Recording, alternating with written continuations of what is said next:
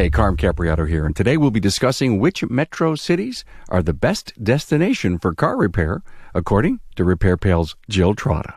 The message that I usually give them is that if you're trying to be like the lowest and you're artificially suppressing your labor rate, that's bad for the industry.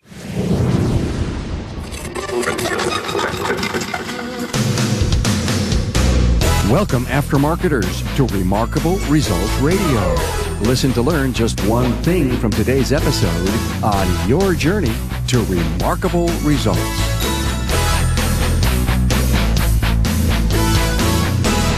Hey, Carm Capriato here, and Remarkable Results Radio is proud to partner with Napa Auto Care and the 2020 Napa Expo. Join Napa in Las Vegas, April 6th through 9th, 2020, where you'll discover the latest news and industry information. Mark your calendars and plan to be there. Enrollment, it's begun. Contact your Napa store to find out more, and I'll see you in Las Vegas. Hey, remember why you are engaged with the Aftermarket's premier podcast? Well, with all the noise in your life, Remarkable Results Radio grounds you in the context of the aftermarket. You are almost guaranteed to learn just one thing in every episode. You know, learning supports your purpose, and it brings influence to the people you touch. Wow, that's a heavy thought, but that's why you hang with me and our guests each week. Find today's show page and Jill's talking points at remarkableresults.biz/E443. Our guest today is Jill Trotta. She's been a great contributor on the podcast, and she is back to share results of a RepairPal survey. She's the Vice President for Industry Advocacy and Sales at RepairPal. We discussed the findings of a survey that RepairPal did that pointed out which metro cities are best and worst for car repair. This is based on factors like average repair order, road quality, and average labor rates, among others. All this criteria may not necessarily provide exacting science. However, there are variables and statistics that you'll find interesting and that we can learn from. This survey also pointed out which cities are most affected with the technician shortage.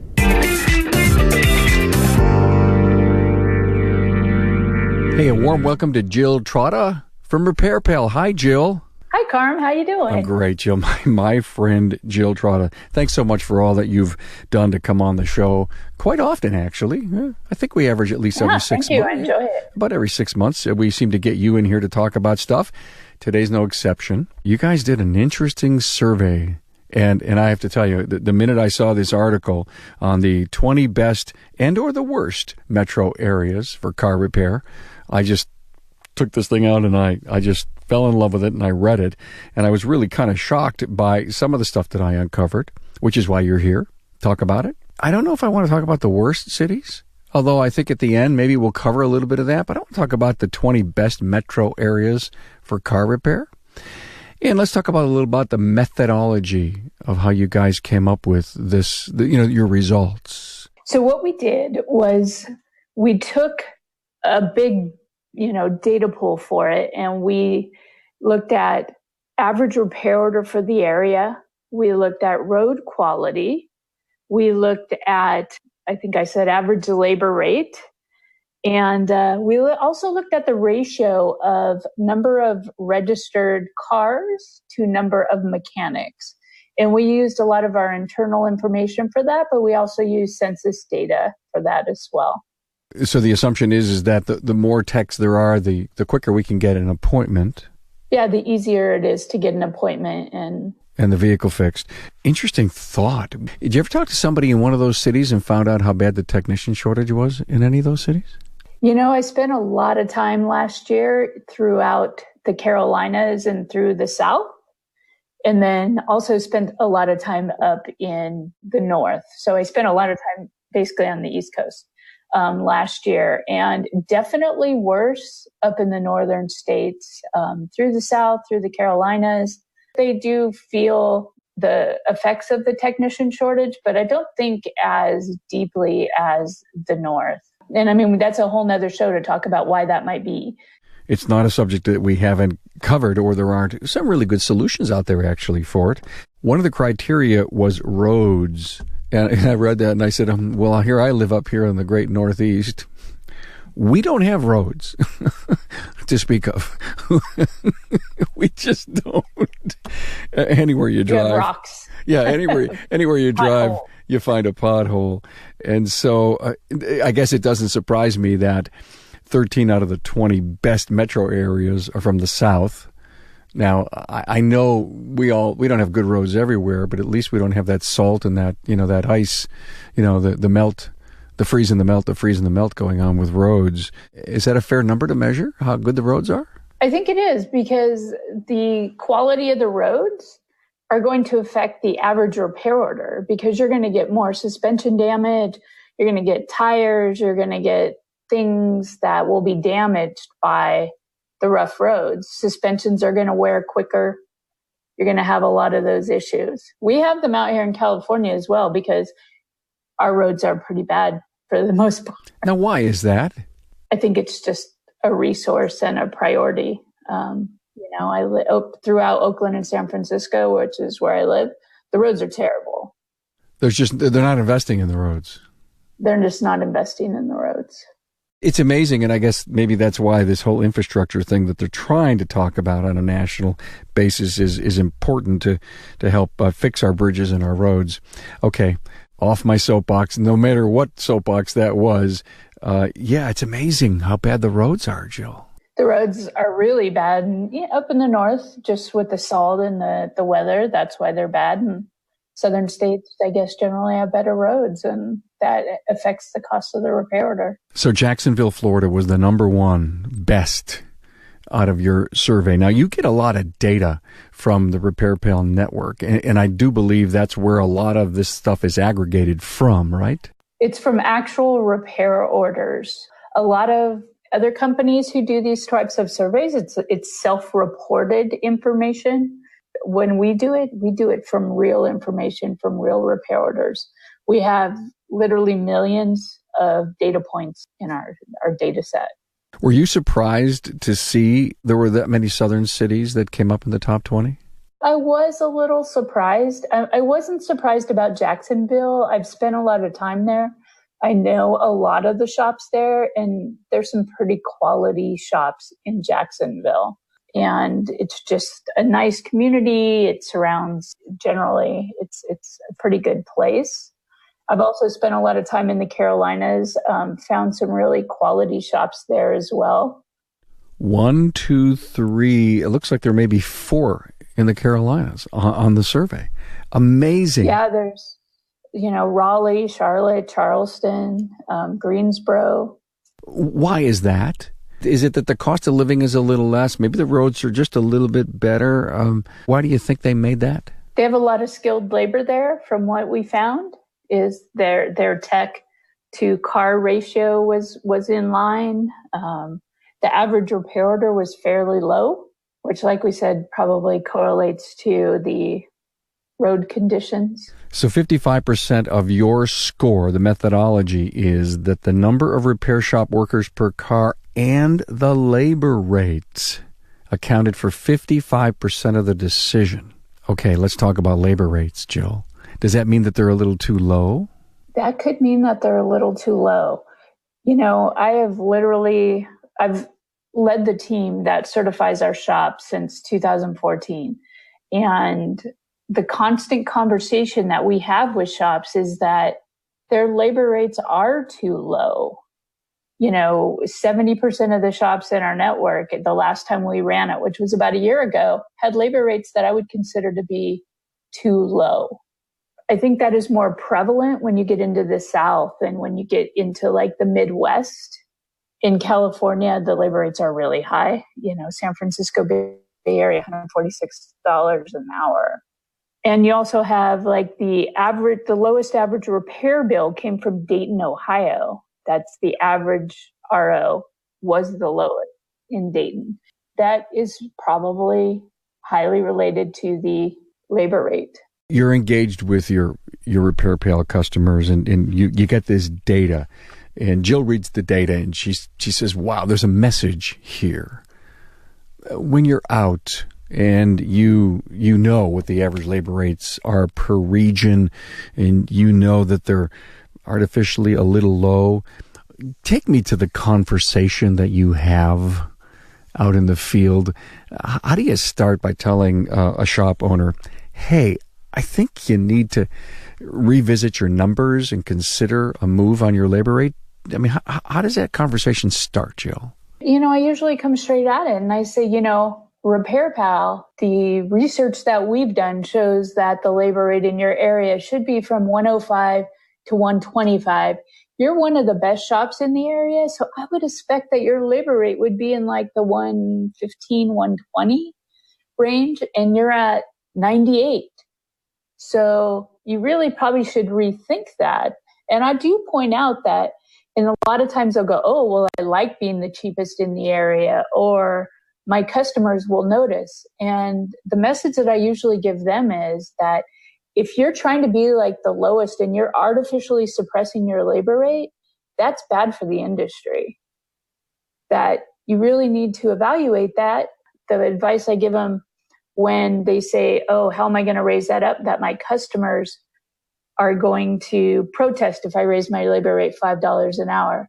And I tell them, I will guarantee you, if you raise it $5 an hour for the next 3 months, just kind of nobody's going to notice. Just raise it 15. I love what you just said. My customer will notice that you said, I'm low because I want my customer to notice. Or on the other hand, if I raise it, my customer will notice and boycott me. And anybody I've ever interviewed, any coach I've ever interviewed, any shop owner I've ever interviewed, and I've done over 500 interviews, it's just a fallacy.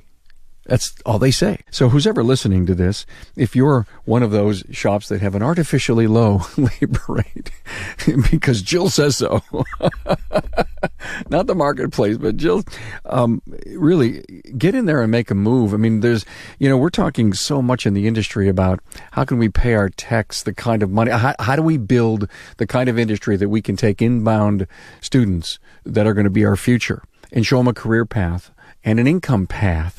You can show a career path if they're willing to stay at one job making, $15 an hour, but that's not going to cut it today in our future. Jill, I think you agree with that. Oh, I absolutely agree with that. In order to check the top talent, we have to be able to pay them. I didn't kind of mean this interview to go in that direction, but I'm glad it did. And it really starts with labor rate. It starts with a lot of great business management skills, but you still have to have the money coming in order to have, being able to have the money going out to the technician and finding a good career path for them. You have to charge for your work and for the quality that you're offering. In the beginning, RepairPal, we had a really hard time finding shops in West Virginia with labor rates at $45 an hour. One, I don't know how they can attract top talent. And two, I don't even know how they could buy equipment. Hi, Carm here, and I want to talk to you about the Napa Auto Care Center program for health insurance. We've all heard the reports about the rising cost of health insurance, but you'll be happy to know I'm here with really good news. The Napa Insurance Center is now offering the Napa National Health Program, and it's saving Napa Auto Care Centers and their employees money, lots of money. In fact, in the first 90 days following the launch of the program, Napa stores and auto care centers and their employees saved over $2.7 million. That's all thanks to the Napa Insurance Center's partnership with United Healthcare. It gives auto care centers access to the national large group rates on medical insurance with premiums discounted up to 30%. Now, these rates are based on the collective purchasing potential of 22,500 Napa locations, including both Napa Auto Parts stores and Napa Auto Care Centers. And listen to this. The news just keeps getting better. You can choose from 4 excellent United Healthcare medical plans with varying levels of coverage and deductibles to meet a range of needs. All plans are PPOs, preferred provider organizations, with comprehensive coverage. Because of the Napa Insurance Center's partnership with Aflac, you can have access to supplemental insurance benefits, including disability, accident, hospital, and more, all at a Napa-only discount, up to 35%.